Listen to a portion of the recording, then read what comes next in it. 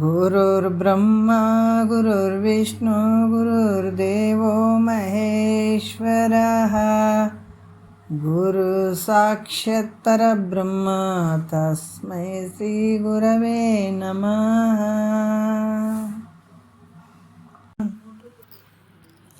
ಧ್ಯಾನ ಮೂಲ ಗುರುಮೂರ್ತಿ, ಪೂಜ್ಯ ಮೂಲ ಗುರುಪಾದ, ಮಂತ್ರ ಮೂಲ ಗುರುವಾಕ್ಯ, ಮುಕ್ತಿ ಮೂಲ ಗುರುಕೃಪಃ. ಶ್ರೋತ್ರಿಯ ಬ್ರಹ್ಮನಿಷ್ಠ ಸದ್ಗುರು ಬಸವಾನಂದರ ಪಾದಕಮಲಗಳಿಗೂ ಹಾಗೂ ಅವರ ಪ್ರತಿರೂಪದಂತಹ ನಿಜಗುಣಪ್ಪನವರ ಪಾದಕಮಲಗಳಿಗೂ ನನ್ನ ದೀರ್ಘದಂಡ ಪ್ರಣಾಮಗಳನ್ನು ಸಲ್ಲಿಸುತ್ತಾ, ಸದ್ಗುರು ಮಾರ್ಥಂಡ ಸಾಬಾಯ ಸದ್ಗುರುಗಳ ಪಾದಕಮಲಗಳಿಗೂ ಹಾಗೂ ರಾಯಪ್ಪ ಸದ್ಗುರುಗಳ ಪಾದಕಮಲಗಳಿಗೂ ನನ್ನ ದೀರ್ಘದಂಡ ಪ್ರಣಾಮಗಳನ್ನು ಸಲ್ಲಿಸುತ್ತಾ, ಗುರು ಸ್ವರೂಪರಾದಂಥ ನನ್ನ ಪತಿದೇವರಿಗೂ ಕೂಡ ನನ್ನ ದೀರ್ಘದಂಡ ಪ್ರಣಾಮಗಳನ್ನು ಸಲ್ಲಿಸುತ್ತಾ, ಮನದಲ್ಲಿ ಸ್ಮರಿಸಿಕೊಳ್ಳುತ್ತಾ, ತಮ್ಮೆಲ್ಲರಿಗೂ ವಂದಿಸುತ್ತಾ, ಇವತ್ತಿನ ಕೈವಲ್ಯ ಪದ್ಧತಿ ಒಳಗೆ ಜ್ಞಾನ ಪ್ರತಿಪಾದನಾ ಸ್ಥಳ ಇವತ್ತಿನ ಆಧಾರದ ವಿಷಯ 11ನೆಯ ಪದ ನಡೆದ. ಬಹಳ ಅದ್ಭುತವಾದಂಥ ವಿಚಾರಗಳನ್ನು ಅವರು ಹೇಳ್ತಾ ಇದ್ದಾರೆ. ಏನು ಹೇಳ್ತಾ ಇದ್ದಾರ?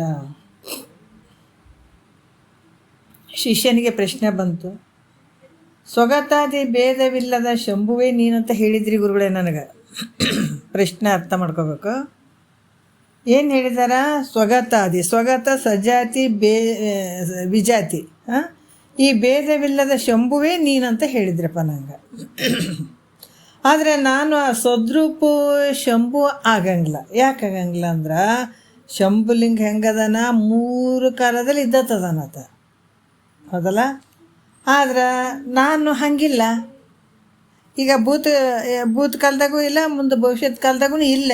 ಈಗ ನಾನು ಎಲ್ಲಿದ್ದೀನಿ? ವರ್ತಮಾನ ಕಾಲದಾಗ ಅದೇನೆ. ಅದಕ್ಕೆ ಮತ್ತು ಈಗ ಮುಂದೂ ಇಲ್ಲ, ಹಿಂದೂ ಇಲ್ಲ, ಈಗ ಒಂದು ಕಾಲದಲ್ಲಿ ತೋರಕತ್ತೀನಿ ನಾನು ಅಂದಾಗ ನಾನು ಹೆಂಗದೀನಿ? ಸದ್ರೂಪ ಆಗೋಕ್ಕೆ ಸಾಧ್ಯ ಇಲ್ಲ, ಅಸದ್ರೂಪದಿಂದ ಕೂಡಿದ್ದೀನಿ. ಈ ಕಾರಣದಿಂದ ಸದ್ರೂಪನಾದಂಥ ಶಿವನು ನಾನು ಹೆಂಗಾಗ್ತೀನಿ ಅಂತ ಪ್ರಶ್ನೆ ನೋಡ್ರಿ. ಅದಕ್ಕೆ ನಾನು ಎಂದೂ ಆ ಶಂಭುಲಿಂಗ ಆಗಂಗಿಲ್ಲ ಅಂತ ಶಂಕೆ ಮಾಡಿದಾಗ, ಆವಾಗ ಶಂಭುವಿನಂತೆ ನೀನಾದರೂ ಕೂಡ 3 ಕಾಲದಲ್ಲಿ ಇರುವಂಥವನಪ್ಪ, ಅದರಿಂದ ನೀನು ಸದ್ರೂಪನೇ ಇದ್ದಿ ಅಂತ ಇಲ್ಲಿ ಕೂಡ ಹೇಳ್ತಾರೆ. ಈಗಿದ್ದರೂ ಕೂಡ ನಾನು ಅಸತ್ತಾಗಿದ್ದೀನಿ ಅಂತ ನೀನು ತಿಳಿದುಕೊಂಡಿದ್ದಿ. ಅದಕ್ಕೆ ಇದು ನಿನ್ನ ಭ್ರಮೆ ಆಗ್ಯದ ಅಷ್ಟೇ ಹೊರತಾಗಿ ನಿನ್ನ ಅನುಭವದಿಂದ ನೀನು ನೋಡ್ಕೊ, ನಿನಗೆ ಗೊತ್ತಾಗ್ತದೆ ಅನ್ನುವಂಥ ವಿಚಾರವನ್ನು ಇಲ್ಲಿ ಹೇಳ್ತಾ ಬರ್ತಾ ಇದ್ದಾರೆ. 11ನೆಯ ಪದದಲ್ಲಿ, ನಿನ್ನೋಳಿಹುದು ಸತ್ಯ ಪದವು ಅದನ್ನು ಅನುಭವದಿಂ ನೋಡು ಮನುಜ ನೀನಹೇ ಮುಕ್ತನು. ಇದನ್ನು ಪಲ್ಲವಿಯಲ್ಲಿ ಹೇಳಿ 1ನೇ ನುಡಿಯಲ್ಲಿ ಹೇಳ್ತಾರೆ. ಈ 1ನೇ ನುಡಿ ಬಹಳ ನಿನ್ನೆ, ಯಾಕಂದ್ರೆ ಒಂದು ಸ್ವಲ್ಪ ವಿಚಾರಗಳು ಹೋಗಿದ್ದಾವೆ, ವಿಚಾರಗಳು ಬಂದು ನಿನ್ನೆ.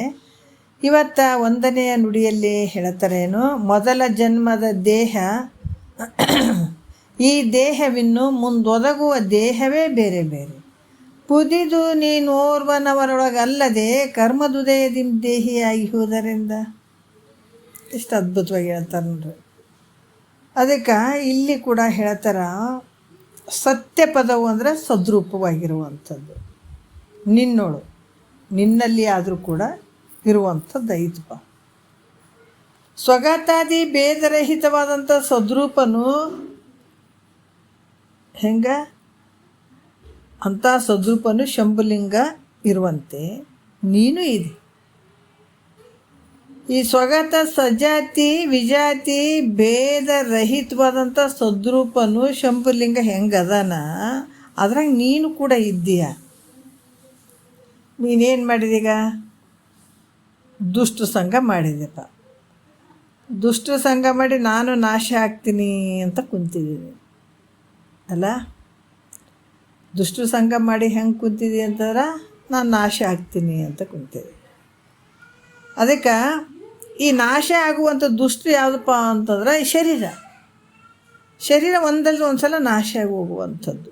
ಈ ದೇಹದೊಡನೆ ಕೂಡಿಕೊಂಡು ನಾನು ನಾಶ ಹೊಂದುತ್ತೀನಿ, ಮತ್ತು ನಾನು ಇಲ್ದವಾಗಿಬಿಡ್ತೀನಿ, ಸತ್ತೋಗಿಬಿಡ್ತೀನಿ, ನಾ ಉಳಿಯಂಗಿಲ್ಲ. ಈ ರೀತಿಯಾಗಿ ಏನಾಗ್ಯದ? ನಿನಗೆ ಭ್ರಾಂತಿ ಆಗ್ಯದ. ಇದೇನಾಗ್ಯದ? ನಾಶ ಆಗಿ ಹೋಗುವಂಥ ಶರೀರವನ್ನು ಹಿಡ್ಕೊಂಡಿದೆ, ನಾನು ಉಳಿಯಂಗಿಲ್ಲ, ನಾನು ನಾಶಾಗಿ ಹೋಗ್ತೀನಿ ಅಂತನ್ನುವಂಥ ಒಂದು ಭ್ರಾಂತಿ ನಿನಗಾಗ್ಯದ. ಅದಕ್ಕಾಗಿ ಇಲ್ಲಿ ಕೂಡ ಹೇಳ್ತಾರೆ, ಏನು ಹೇಳ್ತಾರಂದ್ರೆ, ಏ ಮನುಜನೇ, ಆ ಶಂಭುವಿನಂತೆ ನೀನು ಕೂಡ ಸದ್ರೂಪ ಇದ್ದಂತೆ. ಯಾಕಂದ್ರೆ ಆ ಮನುಜನೇ, ಆ ಶಂಭುವಿನಲ್ಲಿ ಸದ್ರೂಪ ಐತೆಲ್ಲ, ಅದ್ರಂಗೆ ನಿನ್ನಲ್ಲಿ ಆದರೂ ಕೂಡ ಐತೆ ಅದು ಸದ್ರೂಪ. ನೀನೇ ವಿಚಾರ ಮಾಡಿ ನೋಡಪ್ಪ, ನೀನು ವಿಚಾರ ಮಾಡಿ ನೋಡು. ಅನುಭವದಿಂದ ನಿನ್ನನ್ನು ನೀನು ನೋಡಿದೆ ಆದರೆ ಆ ಶಂಭುಲಿಂಗನೇ ನೀನಿದೆ. ಅನುಭವದಿಂದ ನಿನ್ನನ್ನು ನೀನೇ ನೋಡಿಕೊಂಡ್ರೆ ನೀನು ಹೆಂಗಿದೆಯಾ, ಆ ಶಂಭುಲಿಂಗ ಸ್ವರೂಪನೇ ನೀನಿದ್ದೀಯ. ಹಿಂಗೆ ನಿಶ್ಚಯ ಜ್ಞಾನ ಉಳ್ಳಂಥವನಾದರೆ ಆದಿ ಅಂದ್ರೆ ನೀನು ಹೆಂಗಿದಿ, ನೀನೇ ಮುಕ್ತನು ನೋಡ್ರಿ. ಈ ರೀತಿ ವಿಚಾರ ಮಾಡಿ ನೀ ಅನುಭವದಿಂದ ನೋಡಿದಾಗ ನೀನು ಹೆಂಗಿದಿ, ಇಂಥ ಜ್ಞಾನ ಉಳ್ಳಂಥವನಾದಿ ಅಂದ್ರೆ ನೀನೇ ಮುಕ್ತನಿದಿ. ಯಾಕಂದ್ರೆ ಹಿಂದಕ್ಕೆ ಹೋದಂಥ ದೇಹ ಹೆಂಗೈತೆ, ಅದು ಹಿಂದೆ ಇರುವಂಥ ದೇಹ ಅದು ಬೇರೆ ಐತೆ, ಹೌದಿಲ್ಲ? ಮತ್ತು ಈಗಿರುವ ದೇಹ ಇದು ಬೇರೆ ಅದು. ಮತ್ತು ನೀವು ಮುಂದೆ ಹೋದ್ಮೇಲೆ ಮತ್ತೊಂದು ಶರೀರ ಸಿಗ್ತದೆ ನಿನಗೆ, ಮುಂದೂ ಬೇರೆ ಅದು. ಅದಕ್ಕೆ ಇಲ್ಲಿ ಕೂಡ ನಾವು ಇವೇನಾಗ್ತವೆ, ಈ ಶರೀರ ಏನಾಗ್ತಂದ್ರೆ, ಈ ಶರೀರವಾದ ಮೇಲೆ ಮತ್ತು ಮುಂದೆ ಬರುವಂಥ ಶರೀರಗಳು ಬೇರೆ ಬೇರೆ ಅದಾವೆ. ಇದೇ ಶರೀರ ಸಿಗ್ತದೇನಂದ್ರೆ ನಮ್ಗೆ ಗ್ಯಾರಂಟಿ ಇಲ್ಲ, ಸಿಗಂಗಿಲ್ಲ. ಈ ಶರೀರ ಮತ್ತೆ ಸಿಗಂಗಿಲ್ಲ. ಈ ಶರೀರ ಒಂದು ಸಲ ಹುಟ್ಟಿ ಬಂದದಲ್ಲ ಮಾನವ ಶರೀರ, ಇದು ಇಲ್ಲೇ ಬಿದ್ಕೊಂಡ್ಬಿಡ್ತದೆ. ಸ್ಥೂಲ ಶರೀರ ಇಲ್ಲೇ ಬಿದ್ಕೊಂಡ್ಬಿಡ್ತದೆ. ಮತ್ತು ಮುಂದೆ ಹೋದ ತಕ್ಷಣ ಏನಾಗ್ತದೆ, ಅಲ್ಲಿ ದೇಹ ಬೇರೆ ಬೇರೆ ಆಗಿರುವಂಥವು, ಈಗಿರುವಂಥ ದೇಹ ಬೇರೆ. ಈ ದೇಹ ಹೋದ್ಮೇಲೆ ಮುಂದೆ ಬರುವ ದೇಹಗಳು ಹೆಂಗದಾವ, ಭಿನ್ನ ಭಿನ್ನ ಭಿನ್ನ ಬೇರೆ ಬೇರೆ ಬೇರೆ ಅದಾವ. ಈ ದೇಹಗಳೊಡನೆ ನೋಡ್ರಿ, ಮತ್ತು ಅಲ್ಲಿ ಹೋದ್ಮೇಲೆ ಆದರೂ ಕೂಡ ಆ ದೇಹಗಳೊಡನೆ ಸಂಬಂಧ ಉಳ್ಳವನಾಗಿ ನೀನು ಒಬ್ಬನೇ ಇದ್ದಿ. ಮೊದಲೂ ಒಬ್ಬನೇ ಇದ್ದಿ, ಈಗೂ ಒಬ್ಬನೇ ಇದ್ದಿ, ಮುಂದೂ ಒಬ್ಬನೇ ಆಗ್ತಿದ್ದೇನೆ, ಒಬ್ಬನೇ ಇರ್ತಿದ್ದಿ. ಆದ್ರೆ ದೇಹಗಳು ಬೇರೆ ಬೇರೆ ಅದಾವೆ. ಮೊದಲು ಬೇರೆ ದೇಹ ಇತ್ತು, ಈಗ ಬೇರೆ ದೇಹ ಅದ, ಮುಂದೆ ಬರುವಂಥ ದೇಹಗಳೇ ಬೇರೆ ಬೇರೆ. ಆದರೆ ಅವೆಲ್ಲ ದೇಹಗಳಲ್ಲಿರುವಂಥದ್ದು ಚೈತನ್ಯ ಒಂದೇ ಇರುವಂಥದ್ದು ನೋಡ್ರಿ, ಒಂದೇ ಇರುವಂಥದ್ದು.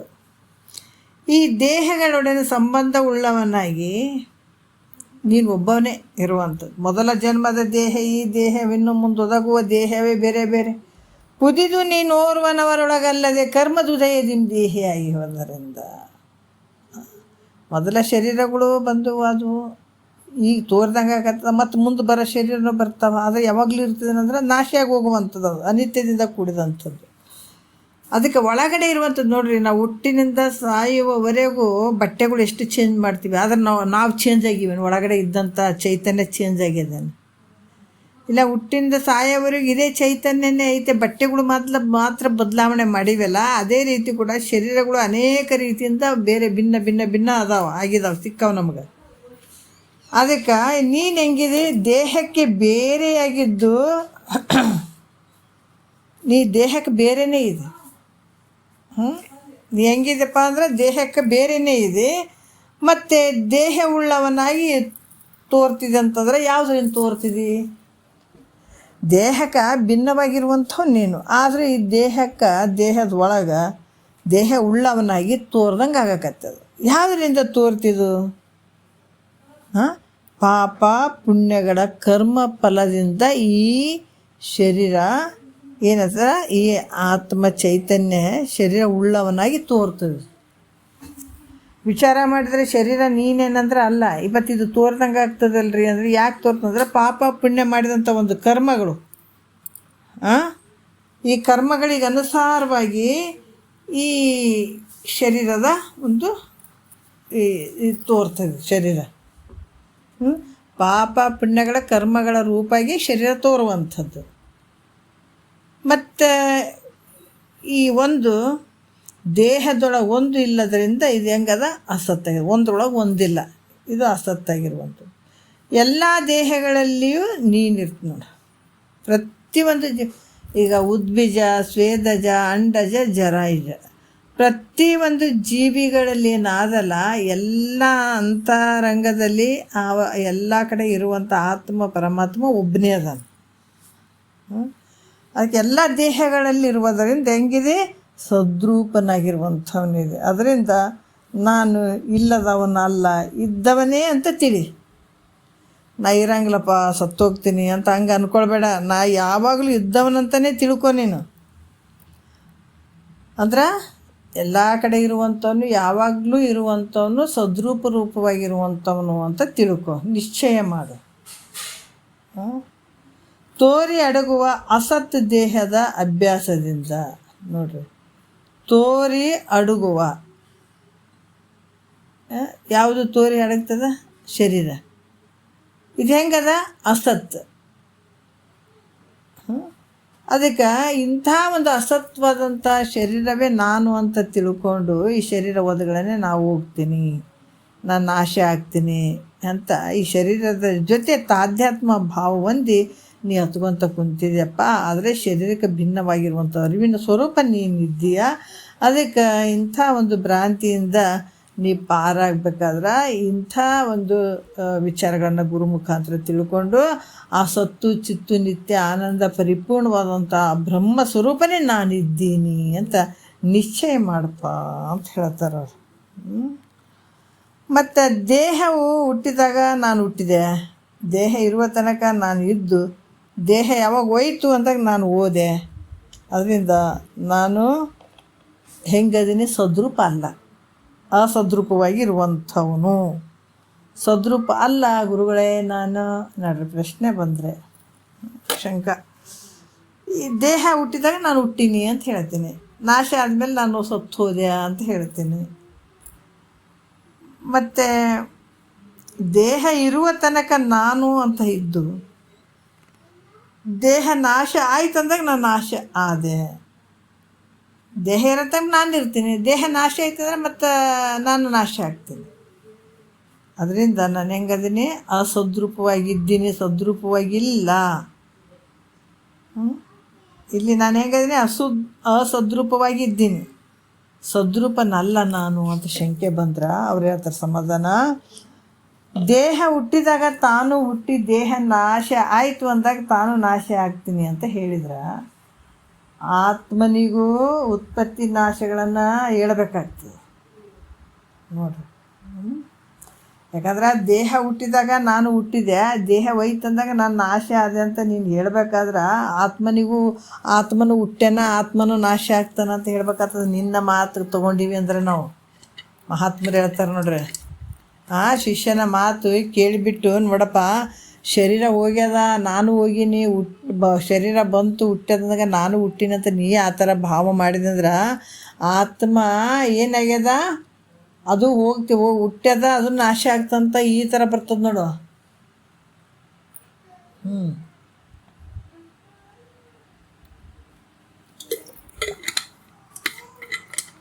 ಅದಕ್ಕೆ ಇಲ್ಲಿ ಹೇಳ್ತಾರೆ ಅವರು ಯಾವ ರೀತಿ ಅಂತಂದ್ರೆ ಆತ್ಮನಿಗೆ ಮತ್ತೆ ಹುಟ್ಟ್ಯಾನ ನಾಶ ಆಗ್ತದೆ ಅಂತ ಹೇಳಬೇಕಾಗ್ತದೆ. ಅದಕ್ಕೆ ಮಾಡದ ಪುಣ್ಯ ಪಾಪಗಳ ಬರುವಿಕೆ, ಮಾಡಿದ ಪುಣ್ಯ ಪಾಪ ಕರ್ಮಗಳ ನಾಶ, ಇವೆರಡು ಪ್ರಕಾರ ದೋಷಗಳು ಬರ್ತಾವೆ. ಆ ರೀತಿ ನಾವು ಅಂದ್ಕೊಂಡಾಗ ಅಂಗೀಕಾರ ಮಾಡಿದಾಗ ಆತ್ಮನಿಗೂ ಉತ್ಪತ್ತಿ ನಾಶಗಳು ಅದಾವ ಅಂತ ಹೇಳಿದ್ರೆ ಮಾಡದೇ ಇರುವಂಥ ಪಾಪ ಪುಣ್ಯಗಳು ಬರ್ತಾವ, ಮತ್ತು ಮಾಡಿದ ಪಾಪ ಪುಣ್ಯಗಳ ಕರ್ಮಗಳು ನಾಶ ಅನ್ನುವಂಥ ಎರಡು ಪ್ರಕಾರ ದೋಷಗಳು ಆಗ್ತಾವೆ ನೋಡು. ಅದರಿಂದ ಚೈತನ್ಯ ರೂಪನಂಥ ಆತ್ಮನಿಗೆ ಉತ್ಪತ್ತಿ ನಾಶಗಳನ್ನು ಹೇಳಬಾರ್ದು. ಯಾಕಂದ್ರೆ ಆತ್ಮ ಹುಟ್ಟಿಲ್ಲ, ಅದು ನಾಶನೂ ಇಲ್ಲ. ಯಾವಾಗಲಿರುವಂಥ ಬೈಲು ಯಾವಾಗಾರ ಹುಟ್ಟ್ಯದಂತೀವಿ ನಾವು, ಆಕಾಶ ಯಾವಾಗ ಹಿಂಗೆ ಹುಟ್ಟ್ಯದ, ಯಾಕಂತಂದ್ರೆ ಇಲ್ಲ, ಅದು ಯಾವಾಗಲೂ ತೋರುವಂಥದ್ದು, ಅದಕ್ಕೆ ಆಕಾರ ಇರದೇ ಇರುವಂಥದ್ದು. ಅದ್ರಂಗೆ ಆತ್ಮ ಇಲ್ಲಿ ಹುಟ್ಟ್ಯದ್ರಿ ಮತ್ತು ನಾಶ ಆಗ್ತಂತ ಹೇಳಕತ್ತೇನಂದ್ರೆ ಇಲ್ಲ, ಅದು ಹುಟ್ಟಿಲ್ಲ, ಅದು ನಾಶನೂ ಆಗಂಗಿಲ್ಲ. ಅದಕ್ಕೆ ಉತ್ಪತ್ತಿ ನಾಶ ಹೇಳ್ಬಾರ್ದು, ಹೇಳ್ಕೂಡ್ದು. ಜೀವನ ಹೆಂಗದನಪ್ಪ ಅಂದರೆ ಉತ್ಪತ್ತಿ ನಾಶ ರಹಿತ ಅಂತ ಹೇಳ್ತೀವಿ. ಜೀವನ ಹೆಂಗದನ ಉತ್ಪತ್ತಿ ಮತ್ತು ನಾಶ ರಹಿತನೆಂದು ಹೇಳ್ತೀವಿ. ಶ್ರುತಿಗಳು ಕೂಡ ಹೇಳ್ತಾರೆ, ಶ್ರುತಿ ಸ್ಮೃತಿಗಳು ಜೀವನ ಹೆಂಗದನಪ್ಪ ಅಂದ್ರೆ ಉತ್ಪತ್ತಿ ಮತ್ತು ನಾಶರಹಿತ. ಅದು ಕೂಡ ಉತ್ಪತ್ತಿ ನಾಶ ಇಲ್ಲ. ತಾನು ದೇಹದ ಉತ್ಪತ್ತಿಗಿಂತಲೂ ಪೂರ್ವದಲ್ಲಿ ಇದ್ದವನೇ ಆಗಿದ್ದಾನೆ. ಯಾಕಂದ್ರೆ ಹೆಂಗಿದೆಪ್ಪ ಅಂತಂದ್ರೆ ನೀನು ಉತ್ಪತ್ತಿ ಪೂರ್ವದಲ್ಲಿ ಕೂಡ ಇದ್ದವನೇ ಇದ್ದಿ. ನೀನು ಹೆಂಗಂದ್ರೆ ಹುಟ್ಟಿದ ಚಿಗುರಿ ಮರಿ ತನ್ನ ತಾಯಿಯ ಹುಟ್ಟಿದ ಒಂದು ಚಿಗುರಿ ಮರಿ ಏನಾಗಿರ್ತದೆ, ಹುಟ್ಟಿದ ತಕ್ಷಣ ತನ್ನ ತಾಯಿ ಮಲಿ ಎಲ್ಲನ ಕುಡಿಲಿಕ್ಕೆ ಶುರು ಮಾಡ್ತದೆ. ಹೌದಲ್ಲ? ಅದಕ್ಕೆ ಯಾರನ್ನ ಮಲಿ ಕುಡಿಲಿ ಅಂತೇಳ್ಬಿಟ್ಟು ಹಚ್ತಾರೆ ಒಂದು ಬಾಯಿಗೆ ಅಂತಂದ್ರೆ ಹಚ್ಚಂಗಿಲ್ಲ. ಒಂದು ಚಿಗುರೆ ಮರಿಗೆ ಒಯ್ದು ತಾಯಿಯ ಮತ್ತು ಅದು ಇಮ್ಮಿಡಿಯೇಟ್ಲಿ ತಾಯಿ ಮಲಿ ಹಾಲು ಕುಡಿಯೋಕೆ ಶುರು ಮಾಡ್ತದೆ. ಯಾರನ್ನು ಕುಡಿಸ್ಬೇಕಂತೇಳ್ಬಿಟ್ಟು ಕೇಸಿ ಒಯ್ದು ಅದಕ್ಕೆ ಕುಡ್ಸೋಕೆ ಪ್ರಯತ್ನ ಪಟ್ಟಾರೇನು ಅಂದರೆ ಇಲ್ಲ. ಯಾರಾದರೂ ಮಲಿ ಕುಡಿ ಅಂತ ಹೇಳ್ಬಿಟ್ಟು ಯಾರನ್ನ ಉಪದೇಶ ಮಾಡ್ಯಾರೇನಂದ್ರೆ ಇಲ್ಲ. ಕಿಂತು ಸ್ವಯಂಮೇವ, ಯಾಕಂದ್ರೆ ಅದು ಸ್ವಯಂ ತಾನೇ ಅದು ಹಾಲನ್ನು ಕುಡಿತದೆ. ನೋಡ್ರಿ, ಚಿಗುರೆ ಏನು ಮಾಡ್ತದ, ತಾನೇ ಹಾಲನ್ನು ಕುಡಿತದದು. ಅದಕ್ಕೆ ಈ ರೀತಿ ಶ್ರುತಿ ಜ್ಞಾನವಿಲ್ಲದೆ ಅದು ಆ ಥರ ಮಾಡೋಕ್ಕಾಗಂಗಿಲ್ಲ. ಈಗ ಹಾಲು ಕುಡಿಯೋಕೆ ಬರ್ತದಂತಂದ್ರೆ ಮತ್ತು ಹಿಂದಿಂದ ಅದು ಜ್ಞಾನ ಐತೆ ಅದಕ್ಕೆ. ಹಾಗಾಗಿ ತಕ್ಷಣವೇ ಅದು ಹಾಲು ಕುಡಿಯೋಕೆ ಪ್ರವೃತ್ತ ಆಗ್ತದೆ. ಅದು ಒಂದು ವೇಳೆ ಅದಕ್ಕೆ ಸ್ಮೃತಿ ಜ್ಞಾನ ಇರಲಿಲ್ಲ ಅಂತಂದ್ರೆ ಅದು ಕುಡಿತಿರ್ಲಿಲ್ಲ, ಕುಡಿಯೋಕೆ ಬರ್ತಿರ್ಲಿಲ್ಲ. ಅದಕ್ಕೆ ಇಲ್ಲಿ ಅದು ಏನಾಗ್ಯದ, ಸ್ಮೃತಿ ಜ್ಞಾನ ಐತೆ. ಅದಕ್ಕೆ ಸ್ಮೃತಿ ಜ್ಞಾನ ಇದ್ದದಕ್ಕಾಗಿ, ಅದು ಸ್ಮೃತಿ ಜ್ಞಾನದ ಒಂದು ಸಂಸ್ಕಾರ ಇದ್ದದಕ್ಕಾಗಿ ಅದು ಏನಾಗ್ತದೆ, ಹಾಲು ಕುಡಿಯೋಕೆ ಶುರು ಮಾಡ್ತದೆ. ಅದಕ್ಕೆ ಇದು ಒಳಗಡೆ ಸಂಸ್ಕಾರ ಇರಲಿಲ್ಲ ಅಂತಂದ್ರೆ ಅದಕ್ಕೆ ಗೊತ್ತೇ ಆಗ್ತಿರ್ಲಿಲ್ಲ, ಹಾಲು ಕುಡಿಯೋಕೆ ಬರ್ತಾನೆ ಇರಲಿಲ್ಲ. ಅದಕ್ಕೆ ಈ ರೀತಿ ಮಲೆ ಕುಡಿಸಿದ್ರೆ ಹಸಿವು ನಿವೃತ್ತಿ ಆಗುತ್ತದಂತ ತಿಳಿದ ಅನುಭವವು ಈ ಜನ್ಮದಲ್ಲಿ ಆಗಿಲ್ಲದು. ಹಾಲು ಕುಡಿದ್ರೆ ನನಗೆ ಹೊಟ್ಟೆ ತುಂಬ್ತದಂತ ಈ ರೀತಿ ತಿಳಿದಂಥ ಅನುಭವ ನೋಡ್ರಿ ಈಗಿನ ಜನ್ಮದ್ದಲ್ಲದು. ಅದು ಹುಟ್ಟ್ಯದ, ಅದಕ್ಕೆ ಏನು ಗೊತ್ತಾಯಿದೆ ಹೇಳ್ರಿ. ನಾನು ಹಾಲು ಕುಡಿದ್ರೆ ನನಗೆ ಹೊಟ್ಟೆ ತುಂಬ್ತದೆ ಅನ್ನುವಂಥ ಒಂದು ಬುದ್ಧಿ ಭಾವ ಏನಿರ್ತದೆ ಅದು ಈ ಜನ್ಮದ್ದಲ್ಲ, ಅದು ಹಿಂದಿನ ಜನ್ಮದ್ದು, ಈ ಪೂರ್ವ ಜನ್ಮದಲ್ಲೇ ಇರುವಂಥದ್ದು ಅದು. ಅದರಿಂದ ಪೂರ್ವ ಜನ್ಮದಲ್ಲಿ ತಾನಿದ್ದೇನೆಂಬುದು ಇಲ್ಲಿ ಅದು ಅಂದ್ರೆ ಪೂರ್ವ ಜನ್ಮದಲ್ಲಿ ತಾನಿದ್ದು ತಾನು ಮಲಿ ಹಾಲೆಲ್ಲ ಕುಡಿದದ್ದು ಅದೆಲ್ಲ ಅದಕ್ಕೂ ಗೊತ್ತಿರ್ತದೆ. ಅದು ಮೊದಲೇ ಸಿದ್ಧ ಇರ್ತದೆ ಅದು ತಾನಲ್ಲ. ಯಾಕಂದರೆ ಇದು ಅನುಭವ ಮಾಡಿರಲಿಲ್ಲ ಅಂದ್ರೆ ಕುಡಿಯೋಕ್ಕೆ ಬರ್ತಿರ್ಲಿಲ್ಲ, ಹಾಲು ಕುಡಿಯೋಕ್ಕೆ ಬರ್ತಿರ್ಲಿಲ್ಲ. ಮಕ್ಕಳಾದ್ರೆ ಹುಟ್ಟಿದ ತಕ್ಷಣ ಮಲಿ ಕುಡಿತಾವೆ. ಅದಕ್ಕೇನೋ ಟ್ರೈನಿಂಗ್ ಕೊಟ್ಟಿವೇನು, ಏನಾದ್ರೆ ಹಿಂಗೆ ಕುಡಿಬೇಕಂತ ಯಾರನ್ನ ಹೇಳ್ಕೊಡ್ತೀವೇನು? ಹೌದಲ್ಲ? ಆಯಿತು, ಹುಟ್ಟಿದ ತಕ್ಷಣ ಚೆನ್ನಾಗಿ ಮಲ್ಲಿ ಕುಡಿತಾವೆ, ಹೊಟ್ಟೆ ತುಂಬಂತ ಗೊತ್ತು, ಹೊಟ್ಟೆ ತುಂಬಿದಾಗ ಗಪ್ ಚುಪ್ ಮಕ್ಕೋತಾವೆ. ಅದು ಆ ಥರ ಕುಡಿಬೇಕನ್ನುವಂಥದ್ದು ಎಲ್ಲಿಂದ ಬಂತಂದ್ರೆ ಹಿಂದಿನ ಸಂಸ್ಕಾರದಿಂದ ಇಂದು ಮಾಡ್ಯದ, ಅದೆಲ್ಲ ಅನುಭವ ಆಗ್ಯದ ಅದಕ್ಕೆ. ಹಾಗಾಗಿ ಅದು ಮತ್ತೆ ತಿರ್ಗಾ ಅದು ಕುಡಿತದೆ. ಅನುಭವ ಇಲ್ಲದೆ, ಸಂಸ್ಕಾರ ಇಲ್ಲದೆ ಇದು ಯಾವುದೂ ಆಗೋಕ್ಕೆ ಸಾಧ್ಯ ಇಲ್ಲ. ಇಲ್ಲಾಂದ್ರೆ ಅದು ಹಾಲು ಕುಡಿಯೋಕ್ಕೆ ಬರ್ತಿರಲಿಲ್ಲ. ಅದರಿಂದ ದೇಹ ಉತ್ಪತ್ತಿ ಪೂರ್ವದಲ್ಲಿಯೂ ಈ ಒಂದು ಅಸ್ತಿತ್ವ ಇತ್ತು ಅಂತ ಇಲ್ಲಿ ಗೊತ್ತಾಗ್ತದೆ ನಮ್ಗೆ. ಮತ್ತು ಬಳಿಕ ಈ ದೇಹ ನಾಶ ಆದ ನಂತರ ಕೂಡ ತಾನು ಇದ್ದೇ ಇರುವಂಥವನು, ಇಲ್ಲ ಅನ್ನೋಕ್ಕಾಗಂಗಿಲ್ಲ. ದೇಹ ನಾಶ ಆಯ್ತಂದಾಗ ಇಲ್ಲಿ ನಂತರ ಕೂಡ ನೀನು ಇದ್ದಿದ್ದಿ. ದೇಹ ನಾಶ ಆಯಿತು ಅಂದರೂ ಕೂಡ ನೀನು ಇದ್ದಿದ್ದಿ, ಇಲ್ಲ ಅಂತ ಹೇಳಕ್ಕೆ ಬರೋಂಗಿಲ್ಲ. ಈಗ ಮತ್ತು ಶಂಕ ಬರ್ತದೆ, ಏನು ಹೇಳ್ತಾರೆ, ದೇಹ ನಾಶ ನಂತರ ತಾನು ಇರುವೆನೆಂದು ನಮ್ಮಗಳಿಗೆ ಅನುಭವ ಬರೋದಿಲ್ಲ. ಯಾಕಂದ್ರೆ ದೇಹ ನಾಶ ಆಯಿತು ಅಂತಂದ ಮೇಲೆ ನಾ ಇದ್ದೀನಪ್ಪ ಅನ್ನುವಂಥದ್ದು ನಮಗೆ ಅನುಭವಕ್ಕೆ ಬರೋಂಗಿಲ್ಲ. ಈ ಶಾಸ್ತ್ರಗಳಿಂದ ಮಾತ್ರ ಈ ರೀತಿ ಇರುತ್ತೇನಂತ ಮಾತ್ರ ಅಲ್ಲಿ ಹೇಳಬೇಕಾಗ್ಯದ. ಶಾಸ್ತ್ರಗಳಿಂದ ಮಾತ್ರ ಇಲ್ಲಿ ಇರ್ತೀನಿ ಅಂತಲೇ ಹೇಳಬೇಕಾಗ್ತದೆ. ಆ ದೇಹವಿರುವ ತನಕ ಇದ್ದು, ಶರೀರ ಇರುವ ತನಕ ಇದ್ದು, ಶರೀರ ಯಾವಾಗ ನಾಶ ಆಯಿತು ಅಂದಾಗ ನಾನು ನಾಶ ಆಗ್ತೀನಿ. ಇದು ಎಲ್ಲರ ಅನುಭವ ಐತಲ್ಲ ಗುರುಗಳೇ. ಯಾಕಂತಂದ್ರೆ ಇದು ದೇಹ ಯಾವಾಗ ನಾಶ ಆಯಿತು,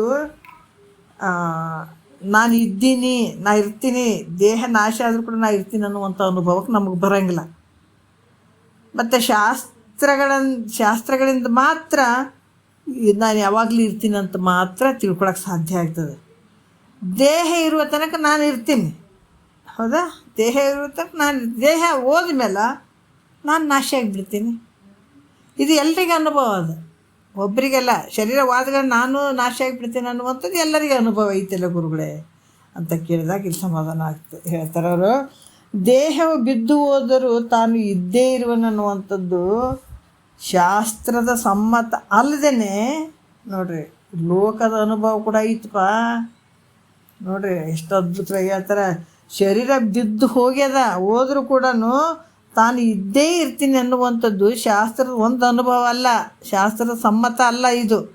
ಆದ್ರೆ ಲೋಕ ಅನುಭವ ಶಾಸ್ತ್ರದ ಸಮ್ಮತ ಅಲ್ಲದೇ ಇದ್ದರೂ ಕೂಡ ಶಾಸ್ತ್ರ ಸಮ್ಮತ ಐತೆ.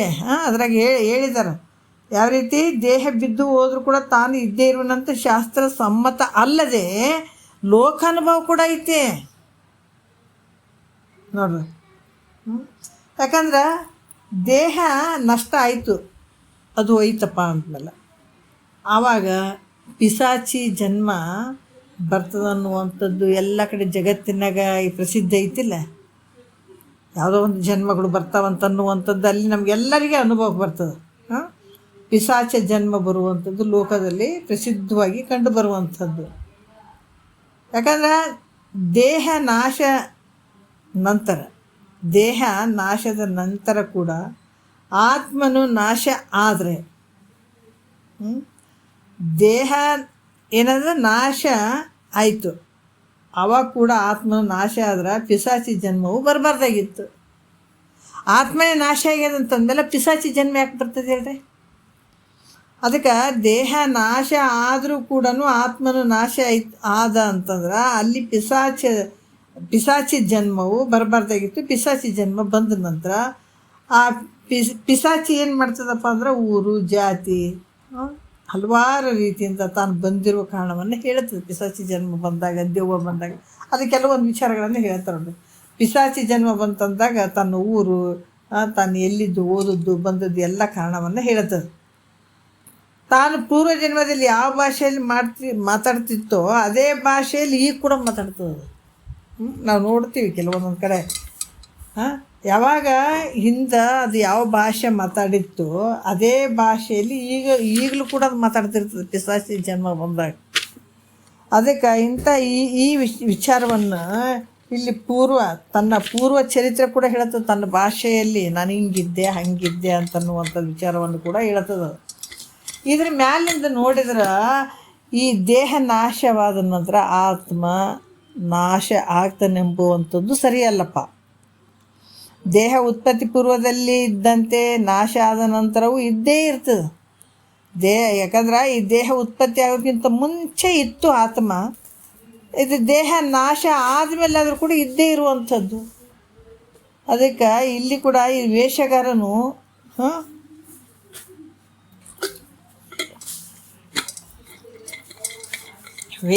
ಏನು ಮಾಡ್ತಾನಪ್ಪ ಅಂದ್ರೆ ದಿನಲೂ ಊರು ಬಿಟ್ಟು ತಿರುಗ್ತಿರ್ತಾನೆ. ಊರಲ್ಲಿ ವೇಷಗಾರ ದಿನಾಲೂ ಒಂದೊಂದು ವೇಷವನ್ನು ಧರಿಸ್ಕೊಂಡು ತಿರುಗ್ತಿರ್ತಾನೆ. ಆಗ ಒಂದು ವೇಷವನ್ನು ಬಿಟ್ಟು ಮತ್ತೊಂದು ವೇಷವನ್ನು ಹೆಂಗೆ ಧರಿಸ್ತಾನ ಹಂಗೆ ಈ ವೇಷಗಾರ ನೋಡ್ರಿ. ವೇಷಗಾರ ಮತ್ತು ಒಂದು ವೇಷ ಹಾಕ್ಕೊಂಡು ಇನ್ನೊಂದು ದಿವ್ಸಕ್ಕೆ ಇನ್ನೊಂದು ವೇಷ ಹಾಕೋತಾರೆ, ಇನ್ನೊಂದು ದಿವ್ಸಕ್ಕೆ ಇನ್ನೊಂದು ವೇಷ ಹಾಕ್ಕೊಂಡು ಅವರೆಲ್ಲ ತಿರುಗ್ತಾರೆ. ಅವ್ರು ಹೆಂಗೆ ಒಂದೊಂದು ವೇಷ ಹಾಕ್ಕೊಂಡು ತಿರುಗ್ತಾರೋ ಅದೇ ರೀತಿ ಜೀವನು ಪುಣ್ಯ ಪಾಪ ಕರ್ಮಗಳ ನಿಮಿತ್ತದಿಂದ ನೋಡ್ರಿ ಈ ಜೀವನು ಪುಣ್ಯ ಪಾಪಗಳ ಕರ್ಮಗಳ ನಿಮಿತ್ತದಿಂದ ಇಲ್ಲಿ ಉತ್ತಮ, ಕನಿಷ್ಠ, ಮಧ್ಯಮ ಅನೇಕ ದೇಹಗಳನ್ನು ಧರಿಸ್ತಿದ್ದಾವೆ. ಉತ್ತಮ, ಕನಿಷ್ಠ, ಊಚ, ನೀಚ ಅನೇಕ ಈ ಒಂದು ಶರೀರಗಳನ್ನು ಧರಿಸ್ತದೆ. ಮತ್ತು ಅವುಗಳನ್ನು ಬಿಡ್ತಾ ಹೋಗ್ತಾನೆ. ಅದರಿಂದ ಆತ್ಮ ಹೆಂಗದನ ನಿತ್ಯ ಅದಾನ.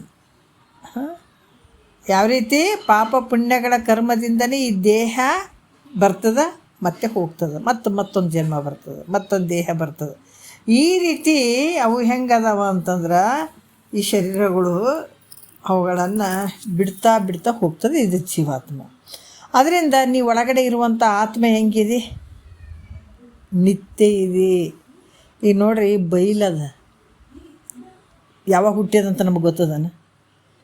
ಈ ಬಯಲಿನಲ್ಲಿ ಎಷ್ಟೆಷ್ಟು ಜನ ಬಂದು ಈ ಜಾಗದಲ್ಲಿ ಇದ್ದಾರೆ, ಎಷ್ಟೆಷ್ಟು ಜನ್ಮಗಳು ಹೋಗ್ಯಾವ ಗೊತ್ತದ ನಮಗೆ. ತ್ರೇತಾಯುಗ ಮತ್ತು ಕೃತಯುಗ, ತ್ರೇತಾಯುಗ, ದ್ವಾಪರ ಯುಗ ಅಂತೇನು ಬಂದಾವಲ್ಲ, ಈ ಕಲಿಯುಗ ಶುರುವಾಗ್ಯದ. ಮತ್ತು ಈ ಬೈಲ್ ಏನಾರು ಚೇಂಜ್ ಆಗ್ಯದನ? ಮತ್ತು ಇದೇ ಬೈಲೆ ಅವರು ಕೃತಯುಗದಾಗ ಮಾಡಿದಂಥ ಕೆಲಸಗಳು ಇದೇ ಯುಗದಾಗ ಮಾಡ್ಯಾರ, ಅವ್ರೇನು ಬೇರೆದ್ರಾಗ ಮಾಡ್ಯಾರನ ಅವರು? ಇದೇ ಬೈಲೆ. ಮತ್ತು ಎಷ್ಟು ಮನೆಗಳು ಬಂದವು, ಎಷ್ಟು ಜನಗಳು ಬಂದು, ಶರೀರಗಳು ಬಂದವು, ಎಷ್ಟು ಅದು ಅದರ ಏನು ಎಷ್ಟು ಬಂದು ಮನೆಗಳು ಬಂದವು, ಎಷ್ಟು ಬಂದು ಆದರೂ ಕೂಡ ಅದ್ರ ಬೈಲಿರುವಂಥದ್ದು ಒಂದೇ ನೋಡ್ರಿ. ಏನಾರು ಚೇಂಜ್ ಆಗ್ಯದನು? ಅದ್ರಂಗೆ ಇಲ್ಲಿ ಕೂಡ ಜೀವನು ಪಾಪ ಪುಣ್ಯಕ್ಕನುಸಾರವಾಗಿ ಹಲವಾರು ಶರೀರಗಳನ್ನು ತೊಟ್ಕೊಂಡು ಬಿಸಾಕ್ತಾ ಬಂದನ. ಅದರ ಒಳಗಡೆ ಇರುವಂಥ ಆತ್ಮ ಹೆಂಗದನ? ನಿತ್ಯವಾಗಿರುವಂಥವನದನ. ಅದಕ್ಕೆ ನಾವು ನೋಡ್ಬೇಕು. ಕೆಲವು ಇದ್ರಾಗ ಆಡು ಭಾಷೆಯಲ್ಲಿ ಕೂಡ ಹೇಳತ್ತಲ್ಲ, ಸತ್ತು ಹೋಗ್ಯಾನ, ಸತ್ತಿದ್ದಾನ. ಎಷ್ಟು ಅರ್ಥಪೂರ್ಣವಾಗಿ ಮಹಾತ್ಮರು ಹೇಳ್ತಾರೆ ನೋಡ್ರಿ. ಸತ್ತು ಹೋಗಿದ್ದಾನ ಅಂದರೆ ಏನು? ಸತ್ತದ ಶರೀರ, ಹೋಗಿದ್ದು ಜೀವ, ಆತ್ಮ ಅಲ್ಲ. ಯಾಕಂತಂದ್ರೆ ಇದ್ದಾನಂತ ಯಾವಾಗಲೂ ಇರುವಂಥದ್ದು ಐತೆ. ಅದು ಚೈತನ್ಯ ಯಾವಾಗಲೂ ಇರುವಂಥದ್ದು. ಆತ್ಮ ಹೆಂಗೈತಪ್ಪ ಅಂದರೆ ಯಾವಾಗಲೂ ಇರುವಂಥದ್ದು ಐತೆ. ಅದಕ್ಕೆ ಈ ಶರೀರಗಳು ಬಂದಾವ ಹೋಗ್ಯಾವ, ಆದ್ರೆ ನೀನು ಮಾತ್ರ ಯಾವಾಗಲೂ ಇರುವಂಥವನು. ಆತ್ಮ ಹೆಂಗದ? ನಿತ್ಯವಾಗಿರುವಂಥವನದ. ಈ ಆತ್ಮ ಚೈತನ್ಯ ಹೋಗುವಂಥದ್ದು ಬರುವಂಥದ್ದು ನಡೆದದ. ಯಾಕೆ ನಡೆದ? ಇದು ಒಂದು ಭ್ರಮೆ ಒಳಗೆ ನಡೆದದ. ಯಾವಾಗ ನಿನ್ನನ್ನು ನೀ ತಿಳ್ಕೊಂಡೆ ಅಂತಂದ್ರೆ ನೀವು ಹೋಗುವಂಥವನಲ್ಲ, ಬರುವಂಥವನಲ್ಲ, ವಾದಂಗಾಗ್ಯದ ಬಂದಂಗಾಗ್ಯದ. ಇದು ಅದಲ್ಲ, ಶರೀರ ಅಲ್ಲಿ ಹೋದಂಗಾಯ್ತು ಬಂದಂಗಾಯ್ತು. ಯಾಕಂದ್ರೆ ಅಜ್ಞಾನ ಕಾಲದಲ್ಲಿ ಹೋದಂಗಾಗ್ಯದ ಬಂದಂಗಾಗ್ಯದ. ನೀನು ಇಂಥ ಜ್ಞಾನ ಪರಿಪಕ್ವತೆಯಿಂದ ಕೂಡಿದಂಥ ಈ ಜ್ಞಾನವನ್ನು ನೀನು ಅಳವಡಿಸ್ಕೊಂಡಿದ್ದೆ. ಆದ್ರೆ ನೀನು ಯಾವ ಹೋಗುವಂಥದ್ದಲ್ಲ, ಬರುವಂಥದ್ದಲ್ಲ, ಯಾವಾಗಲೂ ಇರುವಂಥದ್ದೈತೆ. ಅದಕ್ಕೆ ಅದರಿಂದ ಆತ್ಮನ ಹೆಂಗದನ? ನಿತ್ಯವಾಗಿರುವಂಥದ್ದು. ಈ ಕಾರಣದಿಂದ ನೀನು ಹೆಂಗಿದೆಪ್ಪ ಅಂದ್ರೆ ಸದ್ರೂಪನಾಗಿರುವಿ. ನೀನು ಸದ್ರೂಪನಾಗಿದ್ದು ನಾನು ಅಸದ್ರೂಪದಿಂದ ಇದ್ದೀನಿ ಅನ್ನುವಂಥ ತಿಳಿದಿದೆಯಲ್ಲ, ಇದು ಭ್ರಮ ಆಗ್ಯದ. ಅಸದ್ರೂಪ ಅಂತ ನೀನು ತಿಳಿದಿದೆಯಲ್ಲ, ಇದು ಭ್ರಮ ಆಗ್ಯದ. ಅದರಿಂದ ನಿನ್ನಲ್ಲಿ ನೀನೇ ವಿಚಾರವನ್ನು ಮಾಡಿ ನೋಡು ಅನ್ನುವಂಥ ವಿಚಾರ. ನೀನೇ ವಿಚಾರ ಮಾಡು. ಯಾವಾಗಲೂ ಇರುವಂಥವ್ನು ಇದಪ್ಪ. ಹಿಂದಿನ ಸಂಸ್ಕಾರ ನೋಡ್ರಿ, ಇಲ್ಲ ಹಿಂದಿನ ಜನ್ಮಗಳು ಇಲ್ಲ ಅನ್ನೋಕ್ಕಾಗಂಗಿಲ್ಲ.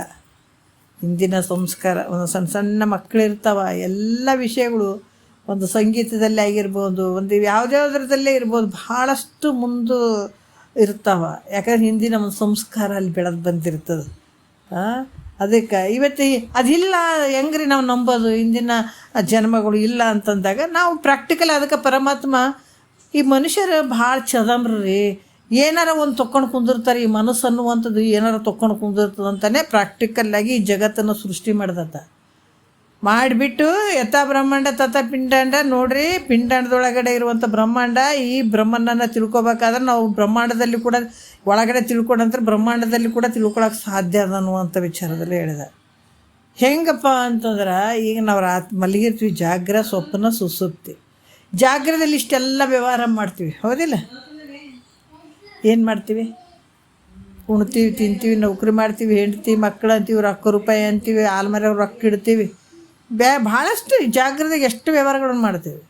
ರಾತ್ರಿ ಮಲಗ್ತೀವಿ, ಮಲಗಿದಾಗ ನಮ್ಗೆ ಸ್ವಪ್ನ ಪ್ರಪಂಚಕ್ಕೆ ಹೋಗ್ತೀವಿ.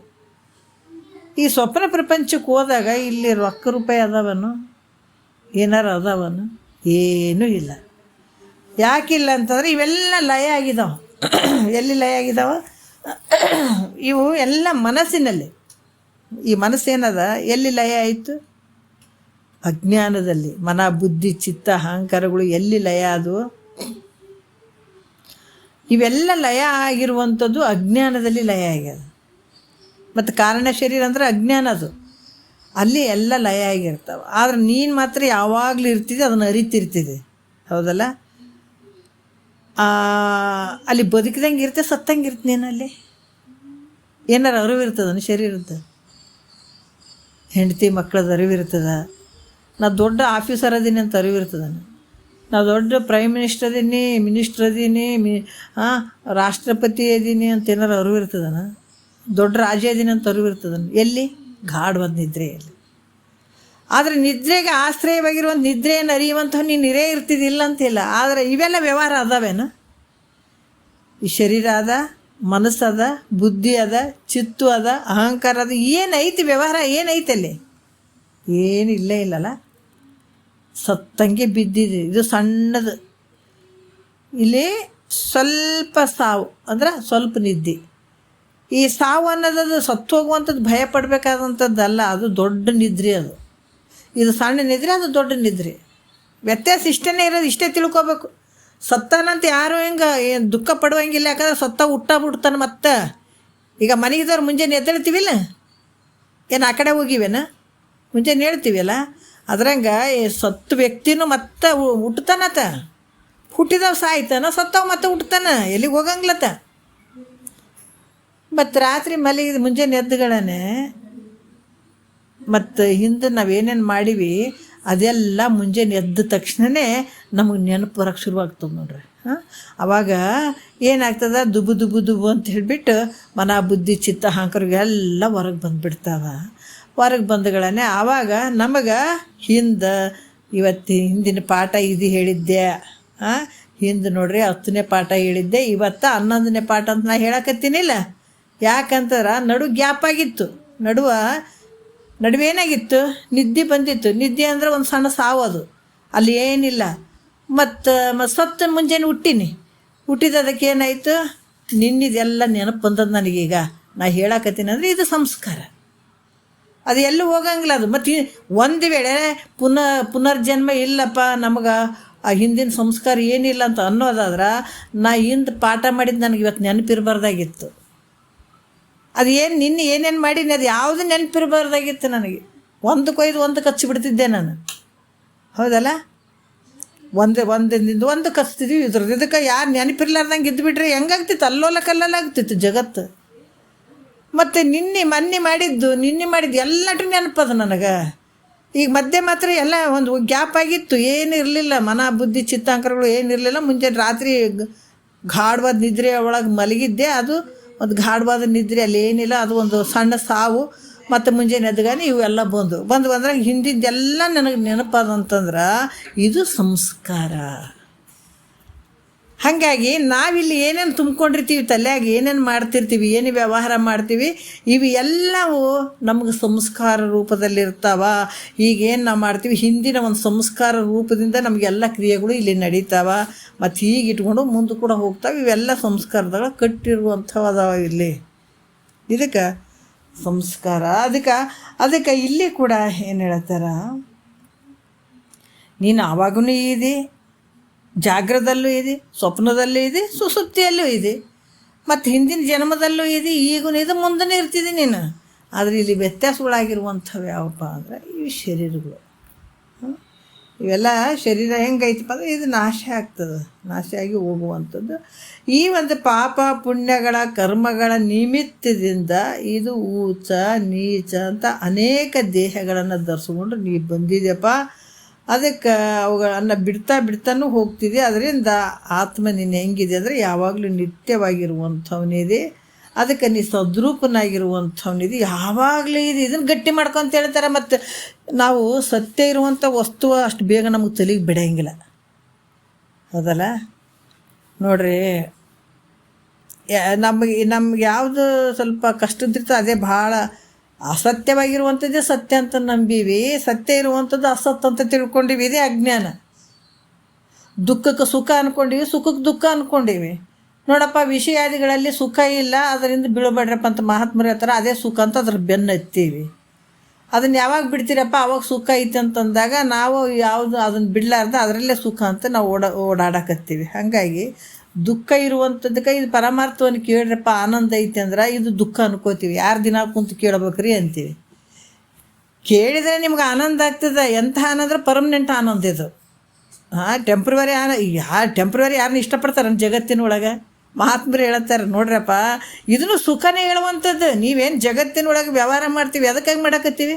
ಸುಖದಿಂದ ಇರ್ಬೇಕಂತಲೇ ರೊಕ್ಕ ರೂಪಾಯಿ ಗಳಿಸೋದು ಇವತ್ತು. ಮುಂಜಾನೆ ಹೋದ್ರೆ ರಾತ್ರಿ 10 ಗಂಟೆ ತನಕ ದುಡ್ದು ಮನೆಗೆ ಬರ್ತೀವಲ್ಲ, ಯಾಕಿದು? ಸುಖಕ್ಕಾಗಿ, ಹೌದಲ್ಲ? ಮತ್ತು ಮಾಡಬಾರ್ದಂತಲ್ಲ, ಮಾಡ್ಬೇಕು. ಅದಕ್ಕೆ ಮತ್ತು ಒಟ್ಟಿಗೆ ಅಂತಂದ್ರೆ ಮಾಡಬೇಕಾಗ್ತದೆ, ಇಲ್ಲ ಅಂತಿಲ್ಲ. ಆದ್ರೆ ಅದು ನಿಜವಾದ ಸುಖ ಏನು?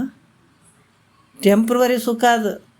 ಆದ್ರೆ ಮಹಾತ್ಮರು ಇದಕ್ಕೆ ಬಡ್ದಾಡಿದ್ರು. ಇವ್ರನ್ನ ಸಂಸಾರದಲ್ಲಿ ಯಾಕೆ ಬಿಟ್ಟರು, ಇಂಥದ್ದೆಲ್ಲ ಸಾಧನೆ ಯಾಕೆ ಮಾಡಿಕೊಂಡ್ರು, ವಿಷಯಾದಿಗಳನ್ನು ಯಾಕೆ ಬಿಟ್ಕೊಂಡ್ರು, ಶರೀರ ಭಾವವನ್ನು ಯಾಕೆ ಬಿಟ್ಕೊಂಡ್ರು ಅಂದ್ರೆ ಅದರ ಸುಖ ಇಲ್ಲ. ಅದರ ಭಾವ ಮಾಡಿದ್ರೆ ಸುಖ ಇಲ್ಲ ಅಂತ ಗೊತ್ತಾಯಿತು, ಅದನ್ನು ಬಿಡೋಕ್ಕೆ ಪ್ರಯತ್ನ ಮಾಡಿದ್ರು, ಇದ್ರಾಗ ಪ್ರಯತ್ನ ಮಾಡಿದ್ರು ಅವರು. ನಾವು ಎಲ್ಲವೂ ಹಿಡ್ಕೊಂಡಾಗ ಸುಖ ಅಂತ ಅದರಲ್ಲಿ ಪ್ರಯತ್ನ ಮಾಡಿದ್ವಿ. ಮಹಾತ್ಮರು ಇವನ್ನೆಲ್ಲ ಹಿಡ್ಕೊಂಡಾಗ ದುಃಖ ಐತಪ್ಪ ಅಂತ ಇವ್ರು ಬಿಟ್ಕೊಳಕ್ಕೆ ಶುರು ಮಾಡಿದ್ರು, ಅವ್ರು ಹಿಡ್ಕೊಳಕ್ಕೆ ಶುರು ಮಾಡಿದ್ರು. ಅಜ್ಞಾನಿಗಳು ಅವುಗಳ ವಿಷಯಗಳನ್ನು ಹಿಡ್ಕೊಂಡಾಗ ಸುಖ ಆಯ್ತು ಅಂತ ಅವ್ರು ಹಿಡ್ಕೊಳಕ್ಕೆ ಶುರು ಮಾಡಿದರು. ಜ್ಞಾನಿಗಳು ಇದನ್ನು ಮುಮುಕ್ಷುಗಳು ಏನು ಮಾಡಿದರು, ಗುರು ಮುಖಾಂತರ ತಿಳ್ಕೊಂಡು ಇವನ್ನ ಬಿಟ್ಕೊಳ್ಬೇಕಂತ ಇವರು ಪ್ರಯತ್ನ ಮಾಡಿದರು. ಆದ್ರೆ ಜ್ಞಾನಿಗಳದು ಅಜ್ಞಾನಿಗಳದು ಒಂದೇ ವಿಷಯ, ಒಂದೇ ಇರುವಂಥ ಗುರಿ. ಏನು ಗುರಿ? ಅವರು ಆನಂದಕ್ಕಾಗಿ, ಖುಷಿಗಾಗಿ, ಸಂತೋಷಕ್ಕಾಗಿ ಅವರು ಬಡ್ದಾಡಕತ್ತಾರ. ಈ ಜ್ಞಾನಿಗಳು ಕೂಡ, ಇವು ಮುಮುಕ್ಷುಗಳು, ಇದನ್ನು ತಿಳ್ಕೊಬೇಕಂತ ಮುಮುಕ್ಷುಗಳು, ಇವರು ಕೂಡ ಸಾಧಕರು, ಇದನ್ನು ಪಡ್ಕೋಬೇಕಂತ ಇವರು ಬಡ್ದಾಡಕತ್ತಿದ್ರು. ಇರುವಂಥ ಗುರಿ ಒಂದೇ ಅದ. ಆದ್ರೆ ವಿಷಯಾದಿಗಳಲ್ಲಿ ಇರುವಂಥದ್ದು ಹೆಂಗೈತಪ್ಪ ಅಂದ್ರೆ ಟೆಂಪ್ರವರಿ. ಅದು ಯಾವ ಟೈಮಿಗೆ ನಿಮ್ಗೆ ಅಲುಗಾಡಿಸ್ತದೆ ಹೇಳೋಕ್ಕಾಗಂಗಿಲ್ಲ, ಹೌದಲ್ಲ? ವಿಷಯಾದಿಗಳು ಹಿಂದೆ ಬೆನ್ನು ಬಿದ್ದರೆ ಅದರಲ್ಲಿ ಸುಖನೇ ಇಲ್ಲ. ಯಾವ ಟೈಮಿಗೆ ನಿನಗೆ ಗಾಲ್ ಮೇಲೆ ಮಾಡ್ತದೆ ಹೇಳಕ್ಕೆ ಬರಂಗಿಲ್ಲ ಅದು. ಆದರೆ ಇದು ಹಂಗಲ್ಲ. ಇದು ನೀವು ಒಂದೇ ಕ್ಷಣನೇ ಮಾಡು, 10 ನಿಮಿಷ ಮಾಡು, 15 ನಿಮಿಷ ಮಾಡು, 20 ನಿಮಿಷ ಮಾಡು, ನೀನು ದಿವಸದಾಗ ಒಂದು ಅರ್ಧ ಗಂಟೆನೇ ಮಾಡು, ಇದು ನೀನು ಆನಂದ ಮಾರ್ಗಕ್ಕೆ ತೊಗೊಂಡು ಹೋಗ್ತದೆ. ಆನಂದ ಕೊಯ್ಯುವಂಥದ್ದು ಇದು ವ್ಯರ್ಥ ಅಲ್ಲ, ಇದು ಪರ್ಮನೆಂಟ್. ಇಬ್ಬರು ಮಾಡೋದು ಒಂದೇ. ಅದಕ್ಕೆ ನಾವು ಎಲ್ಲಿ ಆನಂದ ಐತೆ, ಎಲ್ಲಿ ದುಃಖ ಐತೆ ಅಂತ ತಿಳ್ಕೊಬೇಕಾಗ್ಯದ. ಈ ಕಡೆ ಲೌಕಿಕದಲ್ಲಿ ನಾವು ವಿಷಯಾದಿಗಳಿಂದ ಬೆನ್ನು ಹತ್ತಿದಾಗ ಅಲ್ಲಿ ದುಃಖ ಐತೆ, ಅದನ್ನು ಬಿಟ್ಕೊಂಡಾಗ ನಾವು ಪರಮಾರ್ಥ ನನ್ನನ್ನು ನಾನು ಯಾವಾಗ ತಿಳ್ಕೊಳ್ತೀನಿ ಅಲ್ಲಿ ಸುಖ ಐತೆ, ಆನಂದ ಐತೆ ಅಂತ ತಿಳ್ಕೊಳ್ಬೇಕಾಗ್ತದೆ. ಅದಕ್ಕೆ ನಾವೇನು ಮಾಡೀವಿ, ಅದ್ರಾಗ ಸುಖ ಐತೆ, ಇದ್ರಾಗ ದುಃಖ ಅಂದ್ಕೊಂಡೀವಿ. ಮಹಾತ್ಮರು ಇದ್ರಾಗ ಸುಖ ಐತೆ, ಅಲ್ಲಿ ಸಂಸಾರ ಅನ್ನುವಂಥದ್ರಲ್ಲಿ ದುಃಖ ಐತೆ ಅಂತ ಅವ್ರು ತಿಳ್ಕೊಂಡ್ರು. ವ್ಯತ್ಯಾಸಗಳು ಅಷ್ಟೇ. ಆದ್ರೆ ನೀನು ಹೆಂಗಿದೆಪ್ಪ ಅಂತಂದ್ರೆ, ನೀ ತಿಳ್ಕೊಂಡ್ರೂ ಸದ್ರೂಪವಾಗಿರುವಂಥವನೇ ಇದೆ, ತಿಳಿದೇ ಇದ್ರೂ ಕೂಡ ಸದ್ರೂಪವಾಗಿರುವಂಥವನೇ ಇದೆ. ನೀನು ತಿಳಿದ್ರೂ ಪರಮಾತ್ಮ, ತಿಳಿದೇ ಇದ್ರೂ ಪರಮಾತ್ಮ ಇದೆ. ಅಜ್ಞಾನ ವಶದಿಂದ ನೀನು ಭ್ರಮೆ ಆಗಿದೆ ನಿನಗೆ. ಹಾಗಾಗಿ ಇಲ್ಲಿ ಅದರಿಂದ ನಿನ್ನಲ್ಲಿ ನೀನೇ ವಿಚಾರ ಮಾಡು, ಗೊತ್ತಾಗ್ತದೆ ನಿನಗೆ. ಈ ಕಾರಣದ ನೀನು ಸದ್ರೂಪ ಇದ್ದೀಯಪ್ಪ ಅಂತ ನೀನೇ ವಿಚಾರ ಮಾಡಿ ನೋಡು ಅಂತ ಹೇಳ್ತಾರೆ ಅವರು. ಮತ್ತು ಈಗ ವರ್ತಮಾನ ಕಾಲದಲ್ಲಿ ಇದ್ದೇನನ್ನುವಂಥದ್ದು ಐತೆ. ಇದ್ರಂಗ ಹಿಂದಿನ ಮುಂದಿನ ದೇಹಗಳಲ್ಲಿ ನಾನು ಇರ್ತೇನೆ ಅನ್ನುವಂಥದ್ದು ಅನುಭವಕ್ಕೆ ಬರಂಗಿಲ್ಲಲ್ಲ ಗುರುಗಳೇ. ಈಗ ನಾವು ವರ್ತಮಾನ ಕಾಲದಲ್ಲಿ ಇದ್ದೀನಪ್ಪ ಅನ್ನುವಂಥದ್ದು ನನಗೆ ಅನುಭವಕ್ಕೆ ಬರ್ಲಾಕತ್ತದ, ಇದ್ದೀನಿ ಅಂತ ಅನುಭವಕ್ಕೆ ಬರಕತ್ತದ. ಆದ್ರೆ ಇದ್ರಂಗ ಹಿಂದಿನ ಮತ್ತು ಮುಂದಿನ ಕಾಲಗಳಲ್ಲಿ ನಾನು ಇರುತ್ತೇನೆ ಅನ್ನುವಂಥದ್ದು ಅನುಭವಕ್ಕೆ ಬರ್ತಾ ಇಲ್ಲಲ್ಲ ನನಗೆ, ಅದು ಬರುವುದಿಲ್ಲಲ್ಲ, ಹೆಂಗೆ ಮಾಡೋದು ಅಂತ ಕೇಳಿದ್ರೆ, ಅನುಭವಕ್ಕೆ ಬರುವಂತೆ ಜಾಗ್ರಾದಿ ಅಂದಾಗ ಜಾಗ್ರ, ಸ್ವಪ್ನ, ಸುಸುಪ್ತಿ, ಅವಸ್ಥಾತ್ರಯ ಅಂದ್ರೆ ಜಾಗ್ರ, ಸ್ವಪ್ನ, ಸುಸುಪ್ತಿ ಇವುಗಳನ್ನು ಅರಿಯುತ್ತಾ ನೀನಿದ್ದಿ, ಹೌದಲ್ಲ? ಯಾಕಂತಂದ್ರೆ ಈಗ ವರ್ತಮಾನ ಕಾಲದಾಗ ಇದ್ದೀನಿ ಅನ್ನುವಂಥದ್ದು ಮಾತ್ರ ಅನುಭವಕ್ಕೆ ಬರಕತ್ತದ. ಆದ್ರೆ ಹಿಂದೆ ಮತ್ತು ಮುಂದಿಂದು ಅದ್ರ ಅನುಭವ ಬರೋವಲ್ದು. ನಾ ಇದ್ದೀನಿ ಅನ್ನುವಂಥದ್ದು ಅನುಭವ ಬರೋವಲ್ದಲ್ಲ ಗುರುಗಳೇ ಅಂತ ಹೇಳಿದಾಗ, ಆವಾಗ ಜಾಗ್ರಾದಿ ಅವಸ್ಥಾತ್ರಯಗಳು ಅಂದರೆ ಜಾಗ್ರ, ಸ್ವಪ್ನ, ಸುಸುಪ್ತಿ 3 ಅವಸ್ಥೆಗಳನ್ನು ನೀನು ಅರಿಯುವಂಥವ್ನು ಇದ್ದೀಯಪ್ಪ ಅಂತ ಈಗ 2ನೇ ನುಡಿಯಲ್ಲಿ ಹೇಳ್ತಾರ. ನೆನಸಿನೊಳಗೆ ನಿದ್ರೆ ಕನಸುಗಳಿಲ್ಲವ, ಆ ಕನಸಿನೊಳಿಲ್ಲವ ನೆನಸು ನಿದ್ರೆ, ತನಿ ನಿದ್ರೆಯೋಳು ಮತ್ತೆ ಕನಸು ನೆನಸುಗಳಿಲ್ಲ, ಅನಿತನ ಅನುಭವಿಪ ನೀನಹುದರಿಂದ. ನೋಡ್ರಿ, ಈಗ ಹಿಂದಲ್ದು ಮುಂದಲ್ದು ನನಗೆ ಅನುಭವಕ್ಕೆ ಹಿಂದ ಮತ್ತು ಮುಂದಲ್ದು ನಾನು ಇಲ್ಲ ಅಂತ ಅನ್ನಿಸ್ತದ, ನಾನು ಇದ್ದದ್ದು ಅನುಭವಕ್ಕೆ ಬರಂಗಿಲ್ಲಲ್ಲ ಅಂತ ಕೇಳಿದ್ರೆ ಅವ್ರು ಹೇಳ್ತಾರ, ಈ ಜಾಗ್ರದ ಅಂದರೆ ನೆನಸಿನೊಳಗೆ ಅಂದರೆ ಈ ಜಾಗ್ರದಲ್ಲಿ ನಿದ್ರೆ ಕನಸುಗಳಿಲ್ಲವು. ನಿದ್ರೆ ಕನಸುಗಳಿಲ್ಲ ಅಂದರೆ ಈ ಗಾಢವಾದ ನಿದ್ರೆ, ಕನಸು ಅಂದರೆ ಸ್ವಪ್ನ, ಇವು ಇಲ್ಲ. ಅದಕ್ಕೆ ಇಲ್ಲಿ ಕೂಡ ಹೇಳ್ತಾರ, ಇಂದ್ರಿಯ ಮತ್ತು ಇಂದ್ರಿಯಗಳು ಇರ್ತಾವ, ವಿಷಯಗಳ ಇರ್ತಾವ. ಇವೆರಡು ಸಂಯೋಗದಿಂದ ಕೂಡಿದಂಥದ್ದು ಈ ಜ್ಞಾನಕಾಲ ಏನು ಅನಿಸ್ತದೆ, ಜಾಗ್ರಾವಸ್ಥೆ ಅಂತ ಅನ್ನಿಸ್ತದೆ. ಇಂದ್ರಿಯಗಳು ಇರ್ತಾವೆ, ವಿಷಯಗಳು ಇರ್ತಾವೆ. ಈ ಇಂದ್ರಿಯಗಳು ವಿಷಯಗಳನ್ನು ಇಟ್ಕೊಂಡು ವ್ಯವಹಾರ ಮಾಡುವಂಥದ್ದು ನಡೆದಿರ್ತದೆ ಇಲ್ಲಿ. ಇಂತಹ ಒಂದು ಜ್ಞಾನ ಕಾಲಕ್ಕೆ ಏನು ಹೇಳ್ತಾರ, ಜಾಗ್ರ ಅವಸ್ಥೆ ಅಂತ ಹೇಳಿಸ್ಕೊಳ್ತದೆ. ಮತ್ತು ಇದರಲ್ಲಿ ಜಾಗೃತ ಅವಸ್ಥೆ ಒಳಗೆ ನಿದ್ರೆ ಮತ್ತು ಕನಸು ಅದಾವೇನ? ಯಾರಾದ್ರೆ ಎದ್ದು ಕುಂತಾಗೆ ಭಾಳ ಜಗ್ಗಿ ನಿದ್ರೆ ಎತ್ತಿಬಿಟ್ಟದಪ್ಪ ಅಂತೀವೇನು, ಕಣ್ ತೊಕ್ಕೊಂಡು ಮಾತಾಡ್ಕೊಂತ ಭಾಳ ದೊಡ್ಡ ನಿದ್ದೆ ಎತ್ತದಂತೀವೇನ? ಮತ್ತು ಎಚ್ಚರಿಕೆ ಕಾಲದಲ್ಲಿ ನಮ್ಮ ಕನಸು ಬಿದ್ದದಂತ ನಾವು ಯಾವತ್ತಾದ್ರೂ ಅಂದೀವೇನ? ಇಲ್ಲಲ್ಲ. ಹಾಗಾಗಿ ಜಾಗ್ರದಲ್ಲಿ ಸ್ವಪ್ನ ನಿದ್ರೆ ಇಲ್ಲ, ಹೌದಲ್ಲ? ನಮ್ಮ ಅನುಭವಕ್ಕೆ ಇವೆಲ್ಲ ಬರುವಂಥವು ನೋಡ್ರಿ, ವಿಚಾರ ಮಾಡಿರಿ. ಜಾಗ್ರದಲ್ಲಿ ಸ್ವಪ್ನ ಮತ್ತು ನಿದ್ರೆ ಇಲ್ಲ. ನೀ ಇದ್ದಿಲ್ಲ, ಅದ್ರಾಗಿದ್ದಿಲ್ಲ ಜಾಗ್ರದಲ್ಲಿ. ಮತ್ತು ಸ್ವಪ್ನದಲ್ಲಿ ಏನಾಗಿರ್ತದೆ? ಬರೀ ಮನಸ್ಸಿರ್ತದೆ. ಆ ಮನಸ್ಸಿನ ವಾಸನೆಯಿಂದ ಅದರ ಸಂಬಂಧ ಕೆಲವು ಸೂಕ್ಷ್ಮ ವಿಚಾರಗಳ ಒಂದು ಜ್ಞಾನ ಏನಿರ್ತದೆ, ಅದಕ್ಕೆ ಸ್ವಪ್ನಾವಸ್ಥೆ ಅಂತ ಹೇಳ್ತಾರೆ. ಅಲ್ಲಿ ಬರೀ ಮನಸ್ಸಿನ ವಾಸನೆ ಮಾತ್ರ ಇರ್ತದಲ್ಲಿ. ಈ ಸ್ಥೂಲ ಮನೆ, ಕಾರು, ಬಂಗ್ಲೆ ಹಂಗೇನಾರು ಕನಸಿನಲ್ಲಿ ಇರ್ತವೇನಂದ್ರೆ ಇಲ್ಲ, ಅಲ್ಲಿ ಸೂಕ್ಷ್ಮ ವಿಚಾರ ಇರ್ತದೆ. ಅಲ್ಲಿ ಅದು ಮನಸ್ಸಿನ ವಾಸನೆಯ ಮೂಲಕ ಅವೆಲ್ಲ ತೋರ್ತಾವೆ. ಅದಕ್ಕೇನು ಅನ್ನಿಸ್ತದೆ? ಸ್ವಪ್ನಾವಸ್ಥೆ ಅಂತ ಅನಿಸ್ಬಾರ್ದು. ಇದರಲ್ಲಿ ನಿದ್ರೆ ಮತ್ತು ಜಾಗ್ರ ಏನಾರು ಅದನ? ಎಲ್ಲಿ? ಸ್ವಪ್ನದೊಳಗೆ ನಾ ಎಚ್ಚರಿಕೆಯಿಂದ ಇದ್ದೀನಿ ಅಂತ ಹೇಳ್ತೀವೇನ? ಜಾಗ್ರ ಐತೇನಲ್ಲಿ? ಮತ್ತು ಸುಸುಪ್ತಿ ಐತೇನು ಅಂದರೆ ನಿದ್ರೆ ಐತೇನಲ್ಲಿ? ಇದರಲ್ಲಿ ಸುಸುಪ್ತಿಯಲ್ಲಿ, ಯಾವುದು ಸ್ವಪ್ನದಲ್ಲಿ. ಕನಸಿನೊಳಗೆ ನಿದ್ರೆ ಆದಪ್ಪ ಮತ್ತು ಜಾಗ್ರ ಐತಪ್ಪ ನನಗಂತ ಏನಾರು ಅಂತೀವೇನು ಕನಸಿನಲ್ಲಿ ಅಂದರೆ ಇಲ್ಲ. ಮತ್ತು ಇಂದ್ರಿಯ ಮನಸ್ಸುಗಳ ಯಾಕಂತಂದ್ರೆ ಮತ್ತು ತಿರ್ಗ ಇಂದ್ರಿಯ ಮತ್ತು ಮನಸ್ಸುಗಳು ಯಾವಾಗ ಲಯ ಆಗ್ತಾವ ಮತ್ತು ಮುಂದಕ್ಕೆ ಹೋಗಿ ಯಾವಾಗ ಲಯ ಆಗ್ತಾವ ಆವಾಗ ಆನಂದ ಆಗ್ತದೆ. ಆ ಆನಂದದ ಅನುಭವವೇ ನಿದ್ರೆ ಅನ್ನಿಸ್ತದೆ. ಅಲ್ಲಿ ಮನಸ್ಸು ಲಯ ಆಗ್ತದೆ, ಹೌದಿಲ್ಲ? ಮತ್ತು ಮನಸ್ಸು ಇಂದ್ರಿಯಗಳು ಅವು ಯಾವುವು ಅಲ್ಲಿ ಇರೋಂಗಿಲ್ಲ. ಎಲ್ಲಿ? ನಿದ್ರೆ ಒಳಗೆ.